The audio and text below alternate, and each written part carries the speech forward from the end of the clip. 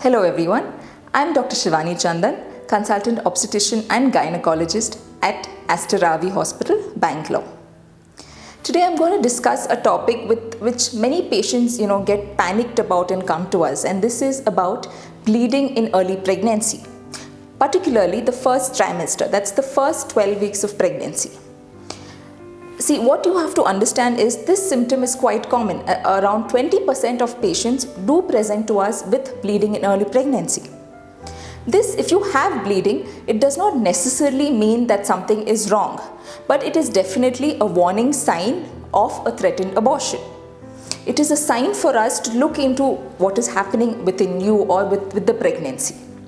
Sometimes it may be normal for some people to have something called implantation bleeding. That is when the embryo comes and sits inside the uterus, some amount of bleeding may take place.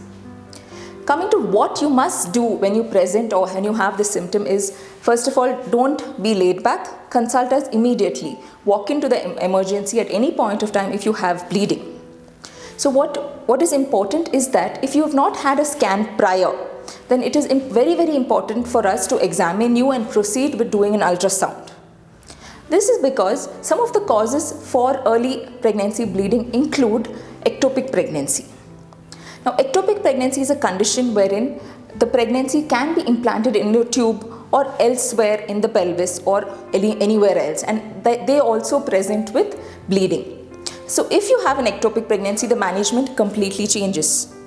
Sometimes you may also have an abnormal pregnancy called molar pregnancy, which again can be diagnosed only by a scan. Sometimes it may just be a warning sign of a threatened abortion wherein there's a little bleed inside.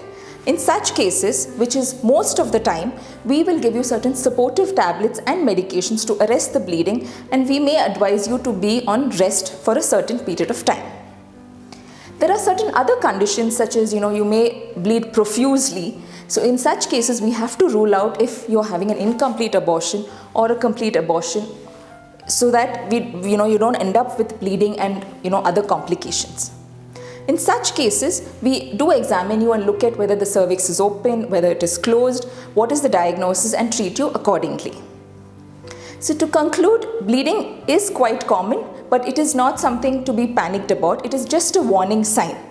And in most cases, it could be, if the bleeding is light, it could be just that we need to supplement your pregnancy.